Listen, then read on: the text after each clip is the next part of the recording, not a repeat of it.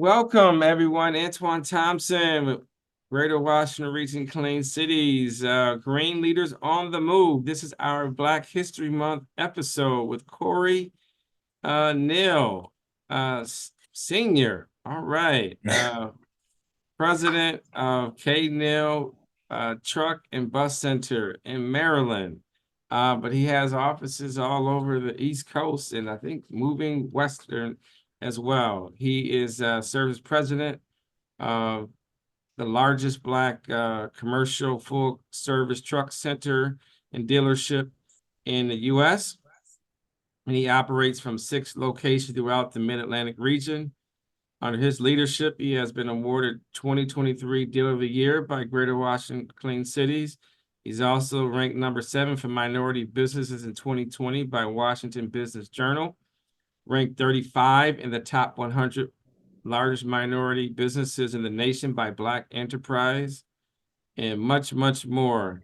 And he has received so many accolades as well. I want to thank, and he's also a board member Absolutely. Greater Washington Region Clean Cities, and we're just glad that you can be here as a shining example. He also just dabbles in a little real estate too, A and little bit of so everything. we salute him. For those who don't know, I dabble in a little real estate as well, and so I'm so glad that he could be here with us today. So first, tell us a little bit about the company and how you all got started, and how does it feel to be the second generation leader of the of a family-owned business? Well, we appreciate the opportunity and just having the opportunity today to talk about our business, especially, as we close out Black History Month is super important to us. One thing, that Antoine did mention is that we are one out of 2 minority-owned commercial truck and school bus dealerships in the United States. To give a little perspective, there's over 1,000 dealerships. So, we take that with great pride, and we have a sense of pride in everything that we do, not just because we're a minority-owned dealership, but because we believe in excellence in everything that we do. But, as we spoke about earlier, transportation is what we do. Our main business is that we are in the dealership business. We sell international Hino and Isuzu, as well as we are about 50% of the market share for school bus in the state of Maryland. So at the end of the day, we own and operate just like your normal car dealership, just for heavy duty commercial equipment. 6 locations. We span, from right here in the Washington metropolitan area with 4 locations here. And we go as far south as the Lynchburg, Roanoke area, and even cross into the Carolinas. Customer profile, we're countrywide. We hold a GSA contract for the United States for school buses. One of our largest customers actually is in California, as well as servicing customers throughout the Mid-Atlantic and especially in the South as well. Nice, nice. So you all, this is a busy time in the industry.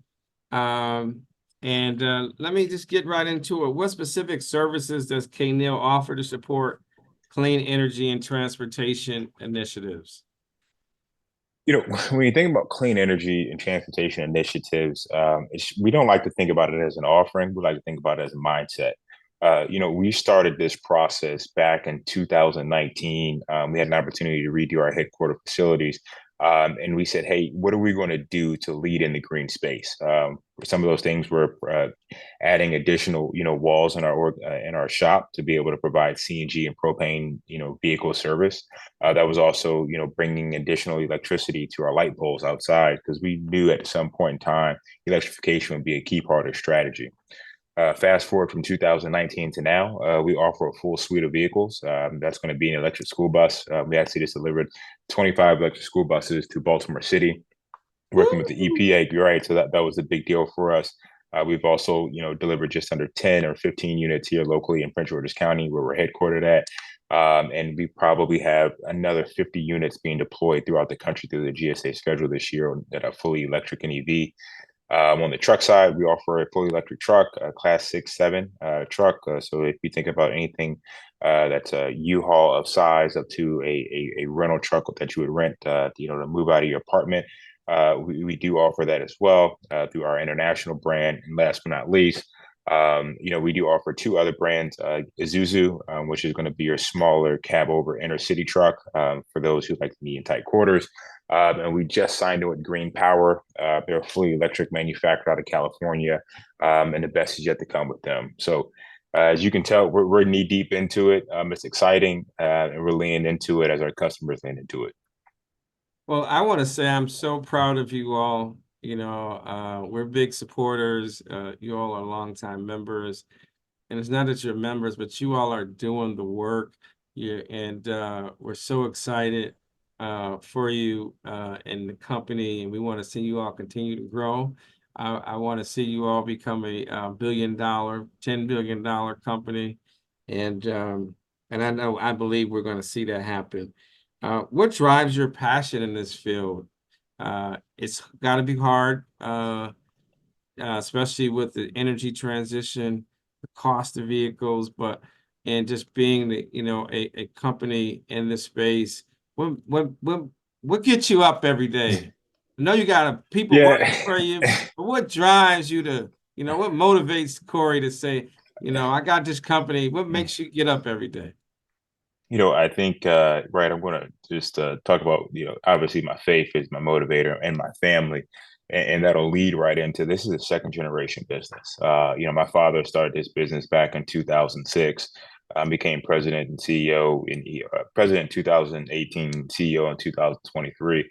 So there's a sense of pride in everything we do every single day when we wake up that I place upon myself to continue our family legacy, which is really important. On the other side of that coin, transportation in general. I think that, as we went through COVID and though we're still in COVID in some phase of it, we started to realize just how important transportation is. It's important in our everyday lives, from the packages that, we receive from our doorstep from Amazon, from the process of it getting from PDC from, point A to point B. So when you really step back, one of the things that we talk about inside of our organization is we just don't sell trucks and school buses, right? We provide the services, the products to serve the world. And you think about, a school bus, right? We're taking our most precious assets every single day when we put them on a mode of transportation that we trust more than anything. You talk about our grocery stores and the importance of our grocery store having food on the shelves. You talk about our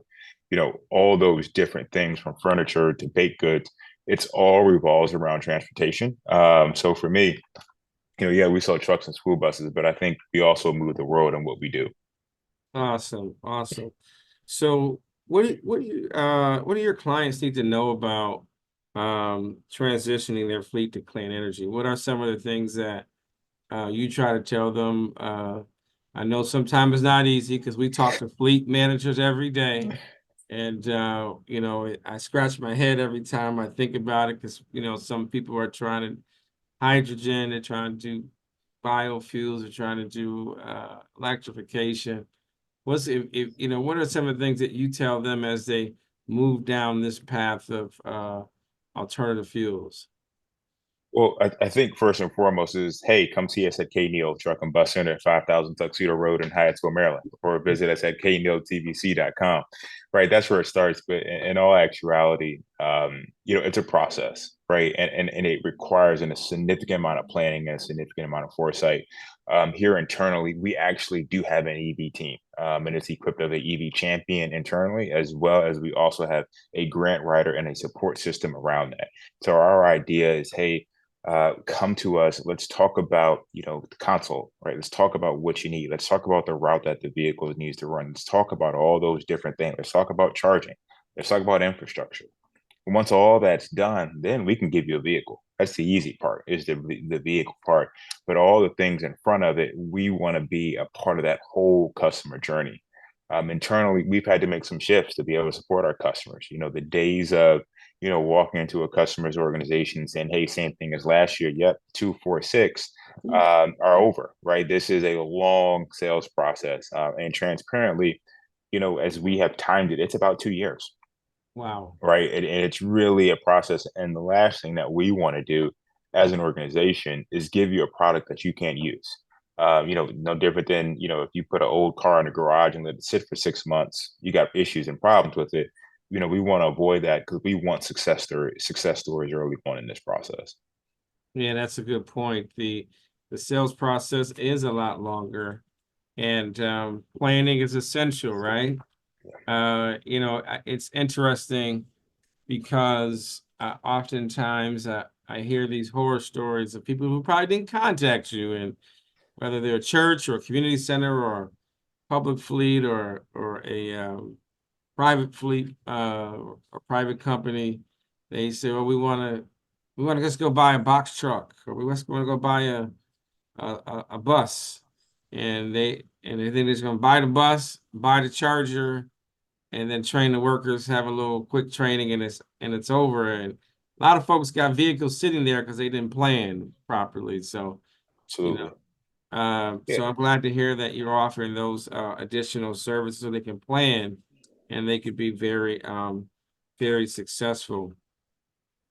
What other, as a second generation business owner in the industry, how do you perceive the future of clean energy and transportation? And what trends or developments do you anticipate moving forward? If I could answer this question right, I probably wouldn't have to work. But I think that as we look out forward, um, we're still in the early adopter phase, right? Let's just be transparent about it. We are still in the early adopter phase.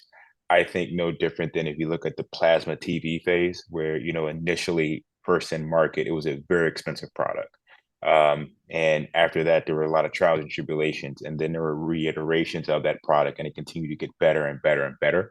The interesting piece will be timing, and how fast that can go. There are pockets within the United States today, i.e., California, that have accelerated much faster than other pockets. So it'll be interesting to see how much influence, the political environment has on this. Obviously, we are in election season, so I think that will also play a big role in how fast this will go forward. But last but not least, my job is to serve our customers. And at the end of the day, our customers' demand will drive, our business strategy. So whether that is, EV 100% electric, whether that is bio 10, bio 70, bio 100, hydrogen, propane, diesel, gas, we're going to be there to support our customers through that Mm. process. And it'll just be for us to continue to make the right investment so that we can be there to offer a full breadth to our customers so that they can provide what they need to their end user. I'm seeing a lot of folks talking about propane vehicles in certain rural areas and stuff like that, and even some urban areas. Have you been getting more calls on propane in your area at all? I'm hearing a You know, little buzz about it, a little more than I have in the last year or so, but I'm hearing a little more buzz about it lately. yeah, I think propane, I want to say 2018, 19, when it first came on the scene, we actually sold quite a few propane buses, school buses. Mhm. Propane's really popular. It's going to be in the southeast, southwest area, when you go into the Texas and in that area. It's a good product, right? It's not as clean as EV, obviously, as Yeah. electric, but obviously it is a product that is cleaner than what we currently use today. So I think as people are trying to understand EV more, when people are trying to understand grid capacity, when people are trying to alleviate some of the anxiety that kind of comes with an electric vehicle, they are leaning in to these other options that are still cleaner options than we currently use today. So it's progress. But I think that's why you're kind of hearing, okay, let's try a little bit of CNG, or let's try, you're hearing those things again. Yeah. No, I'm glad to hear that because I know that on the passenger vehicle side, people pretty much settled on our biggest thing is we gotta increase range, reduce the cost of the battery for the cars, right? Yeah. And then figure out how we get charging available curbside or other forms, ways, whether it's remote, satellite, whatever. People pretty much have settled that. But on the medium to heavy duty and commercial vehicles, we haven't figured that out.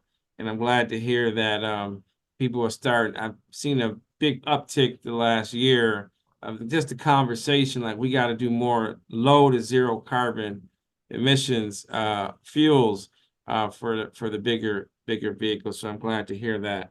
Just a few, I know we only have a few minutes left, but I want to see just two things from you. What are some key advancements of emerging trends in clean energy and transportation that people should be aware of? And how can they stay informed as they make informed choices amidst this transportation revolution that's happening right before our eyes? How can they stay informed? What trends are you seeing? You know, you go to a lot of conferences. You, as a dealer, you probably got people pitching you on everything every day on how they got the newest technology that could save you money, that's going to make you money, and all that good stuff. Yeah, I think there's a couple ways to look at it. I think it is smart investment. Right now, one of the things that I'm keen on internally is no long-term contracts, right? Right now we're really trying to be short on our contracts that we commit into 18 months, 36 months. The reason why is the technology is moving so fast, right? And in the applications today that was great, may not be great tomorrow. If we Yeah. think about range, 200 miles 10 years ago was great. Now the bottom is probably 400, where people say, hey, I'm at a good bargain. Some doing Uh, 1,000, right? But we don't know how yeah. reliable it is, but So, I think for us, it is just, experimenting, right? But at the same token, just being smart. The biggest trend that we're seeing is using the funds that are available. That is internally for us. That's why we have a grant writer here internally, so that obviously, vehicles are more expensive. It is what it is, and transparently, I don't think that changes. Right? We are in a capitalistic country, so I don't think that I never see prices go down on stuff. But but nonetheless, there are a lot of monies available for minorities. There's a lot of monies available for municipalities. There's a lot of monies available for small businesses, large businesses.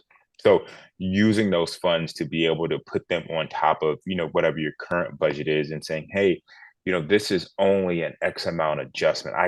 We can stomach that, for the greater good of the world. So well, I'm glad to hear that you all have a grant writer on that can help folks maximize uh, the ability to get some of those free dollars that are out there.